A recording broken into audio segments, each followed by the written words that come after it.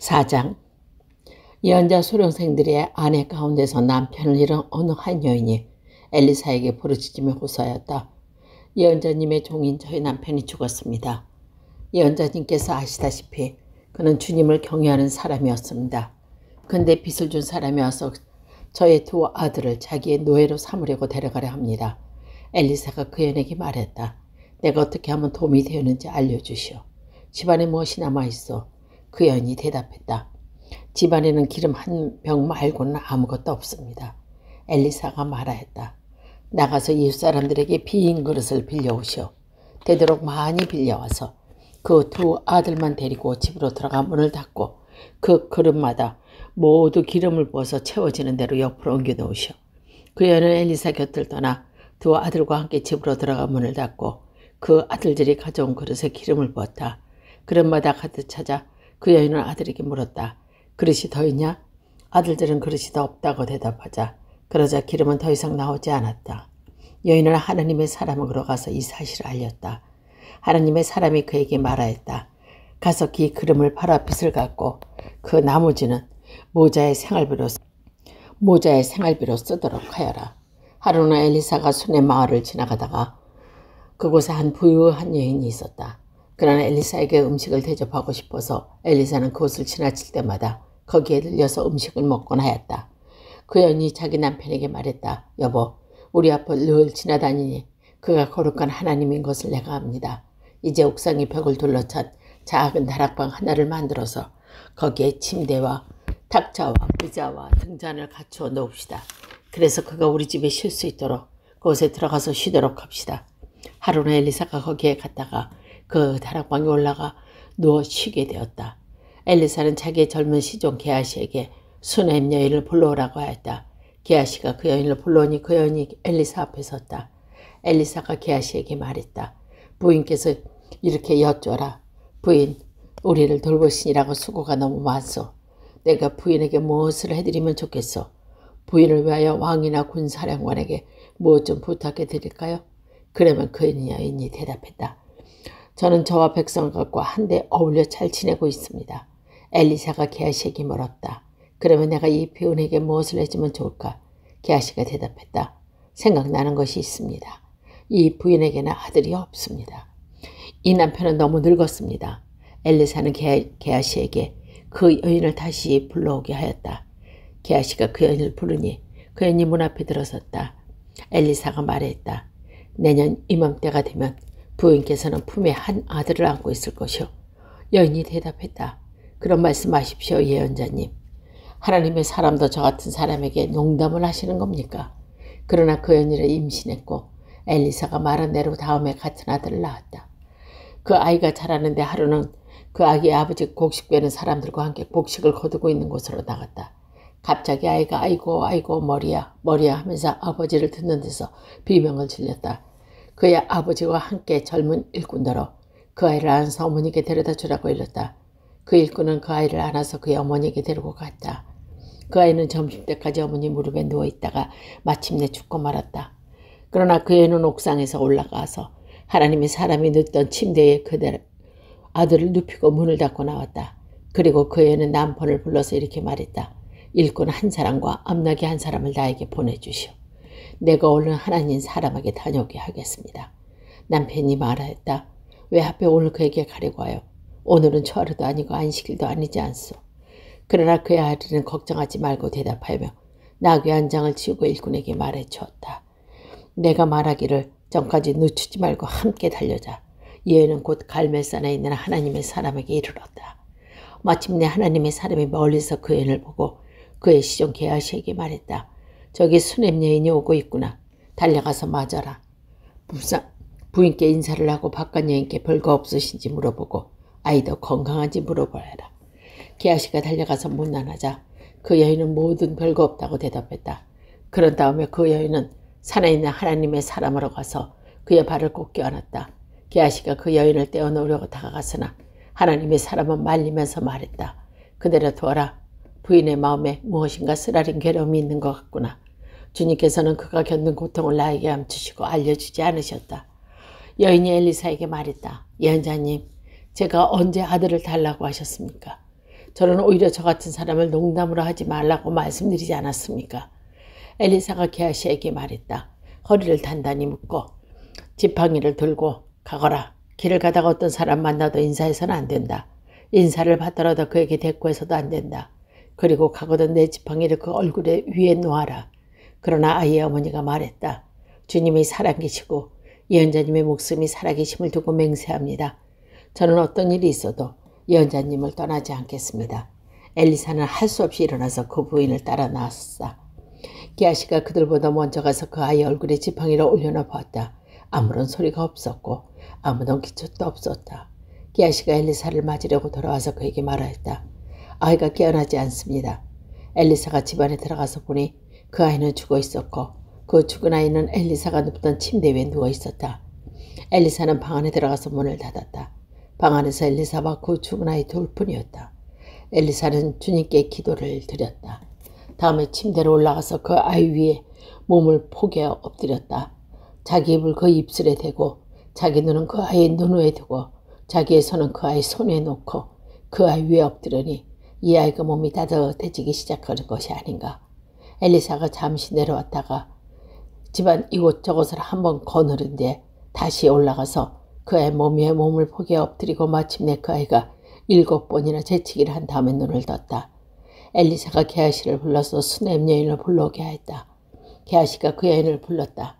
그 여인이 들어와서 보니 엘리사가 그 여인에게 아들을 데리고 가라고 하였다.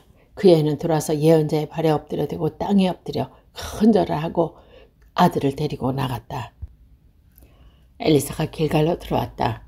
그것은 엘리사가 예언자 수련생을 데리고 사는 곳이었다. 마침 그때 그 땅에 흉년이 들었다. 엘리사가 한 종에게 큰 솥을 걸어놓고 예언자 수련생이 먹을 국을 끓이라고 하였다. 한 사람이 나무를 캐려고 들어갔다가 들포도 덩굴을 발견하고서 그 덩굴을 뜯어 옷에 가득 담아가지고 돌아와서 그것이 무엇인지 잘 모른 채로 국 속에 썰어 넣었다. 그들이 각자 국을 떠다 먹으려고 맛을 보다가 깜짝 놀라 하나님의 사람을 부르며 그 솥에 사람을 죽게 하는 독이 들어있다고 외쳤다. 그래서 그들이 그 국을 먹지 못하고 있는데 엘리사가 밀가루를 가져오라고 하여 그 밀가루를 솥에 뿌린 뒤에 이제는 먹어도 되니 사람들이 떠다 먹어라 하고 하였다. 그러고 나니 정말로 솥 안에는 독이 전혀 없었다. 어떤 사람이 바알 실라사에서 왔다. 근데 맨 먼저 거둔 보리와 만든 보리 20덩어리와 자루에 가득 담은 핵곡식을 하나님의 사람에게 가져왔다. 엘리사가 그것을 자녀들에게 주어 먹게 하였다. 그의 시종 폐계명이 되는 사람들 앞에서 그걸 어떻게 내놓겠냐고 하였다. 그러나 엘리사가 말했다. 사람들에게 주어서 먹게 하여라. 주님께서 말씀하신 대로 먹고 남은 것이라고 하였다. 그래야 그것은 100명이나 되는 사람 앞에 내놓으니 주님의 말씀처럼 사람들이 배불리 먹고도 남았다. 5장 시리아 왕의 군사령관 나아만 장군은 왕이 아끼는 큰 인물이여 존경받는 사람이었다. 주님께서 그를 시켜 시리아의 구원을 베풀어 주신 일이 있었다. 나아만은 강한 용사였는데 그만 나병에 걸리고 말았다. 시리아 군대를 일으켜서 이스라엘 땅에 쳐들어갔을 때 그것에 어떤 소녀 하나를 잡아온 적이 있었다. 그 소녀는 나아만의 아내의 시종을 들고 있었다. 그 소녀가 여주인에게 말했다. 주인, 어른께서 사마리아에 있는 한 예언자를 만나보시면 좋겠습니다. 그분이라면 어른의 나병을 고칠 수 있을 것입니다. 이 말을 들은 나아만은 시리아 왕에게 나가서 이스라엘 땅에서 온 한 소녀가 한 말을 보고하였다. 시리아 왕은 기껏 허락했다. 내가 이스라엘 왕에게 편지를 써보내니 가보도록 하라. 나아만은 은 10달란트와 금 6,000개와 옷 10벌을 가지고 왕의 편지를 이스라엘 왕에게 전했다. 그 편지는 이렇게 쓰였다. 내가 이 편지와 함께 나의 신은 나아만을 그에게 보냅니다. 부디 그의 나병을 고쳐주시기 바랍니다. 이스라엘 왕은 그 편지를 읽고 낙담하여 자기 옷을 찢으며 주위를 살펴보고 말했다. 내가 사람을 죽이고 살리는 신이 된단 말이냐? 어떻게 사람을 보내 나병을 고쳐달라고 하니 될 말이냐? 이것은 분명 공연히 트집을 잡고 싸울 기회를 찾으려는 것이니 자세히들 알아보도록 하시오. 이스라엘 왕이 낙담하여 옷을 찢었다는 소식을 하나님의 사람 엘리사가 듣고 왕에게 사람을 보내 말했다. 어찌하여 옷을 찢으셨습니까? 그 사람을 나에게 보내주십시오. 이스라엘에 예언자가 있음을 알려주겠습니다. 나아만은 구마와 병거를 거느리고 와서 엘리사 문 앞에 멈춰 섰다. 엘리사는 사환을 시켜서 나아만에게 요단강으로서 몸을 7번 씻으면 장군의 몸이 다시 깨끗하게 될 것입니다고 말하였다. 나아만은 이 말을 듣고 화가 나서 발길을 돌렸다. 적어도 엘리사가 직접 나와서 정중히 나를 맞이하고 주 그의 하나님의 이름을 부르며 상처에 직접 안수하여 나병을 고쳐주어도 아닌가. 다마스커스에 있는 아마 강이나 바레엘 강같이 이스라엘에 있는 강물보다 좋지 않다는 말이냐. 강에서 씻으려면 거기서 씻으면 될 것 아니야. 우리나라의 강물에는 씻지 않기로 한단 말이냐 하고 불평하였다. 그렇게 불평을 하니 나아만은 발길을 돌이켜 분을 참지 못하고 떠나갔다. 그러나 부하들이 그에게 가까이 와서 말했다. 장군님, 그 예언자가 이보다 더한 일을 하라고 하셨다만 하지 않겠습니까? 다만 몸이나 씻으라는데 그러면 깨끗해진다니까 어쩜 못할 까닭이 어디 있겠습니까? 그래 나아만은 하나님의 사람이 시킨 대로 요단강으로 가서 7번 몸을 씻었다. 그러자 그의 살걸이 어린아이 살결처럼 새살로 돌아와 깨끗하게 나았다. 나아만과 그의 모든 수행원이 하나님 사람에게 되돌아와 엘리사 앞에서 말했다. 이제야 나는 온 세계 이스라엘 밖에서 하나님이 계시지 않는다는 것을 알게 되었다. 부대의 예언자의 종인 제가 드리는 이 선물을 받아주십시오. 그러나 엘리사는 내가 섬기는 주님께서 살아계심을 두고 맹세하지만 나는 그것을 받을 수 없어 하고 사양하였다. 나아만이 받아달라고 다시 권하였지만 엘리사는 끝내 거절하였다. 나아만이 말하였다. 정 그러시면 나귀 2마리의 실을 만큼 흙을 예언자님의 종인 저에게 주시길 바랍니다. 예언자님의 종은 이제부터 주님 외에 다른 신들에게 번제나 희생을 드리지 않겠습니다. 그러나 한 가지만은 예언자 종인 저에게 주님께서 용서해 주시길 바랍니다. 제가 모시는 왕께서 림몬의 성전에 예배 드리려고 그것에 들어갈 때 그는 언제나 저의 부축을 받아야 하므로 저도 허리를 굽히고 림몬의 성전에 들어가야 합니다.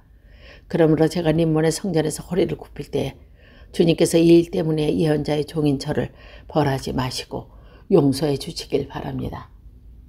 그러자 엘리사가 나아만에게 말했다. 좋소. 안심하고 돌아가시오. 이렇게 해서 나아만은 엘리사를 떠나 얼마쯤 길을 갔다. 그때 하나님의 사람 엘리야의 시종이 게하시가 이런 생각을 하였다. 나의 주인께서 이 시리아 사람 나아만이 가져와 손수 바친 것도 받지 않으셨구나.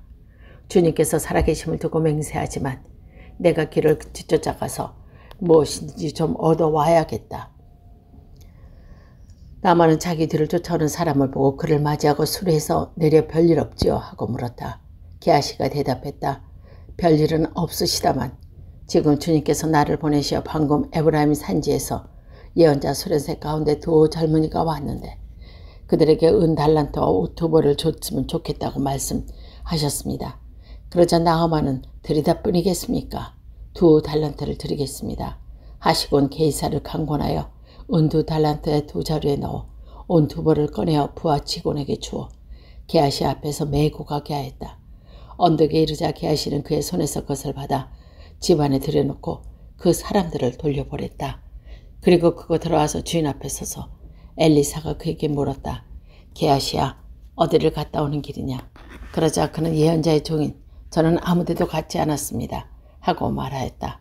그러나 엘리사는 게하시에게 이렇게 말했다.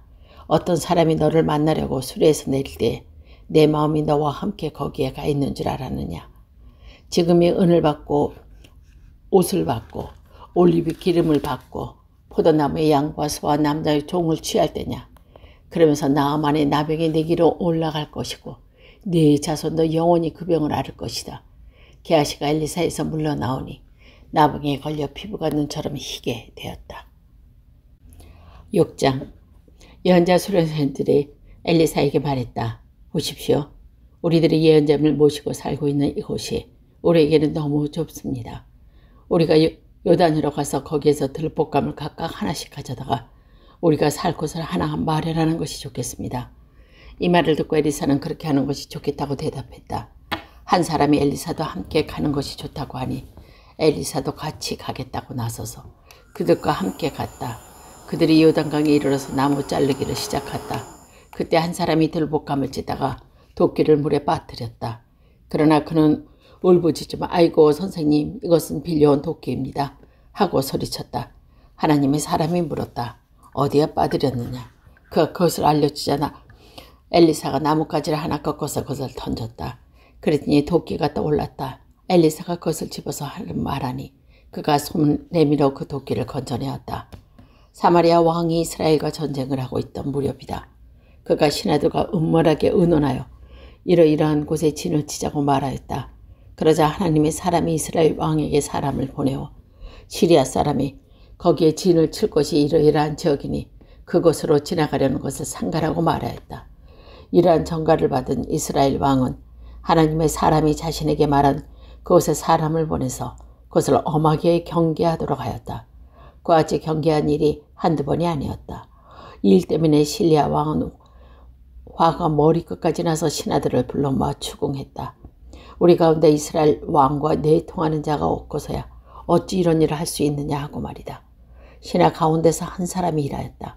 높으신 임금이 그런 것이 아니라 이스라엘에는 엘리사라고 하는 예언자가 있어서 임금님께서 침실에서 은밀히 하는 말씀까지도 다 알아서 일일이 이스라엘 왕에게 알려줍니다.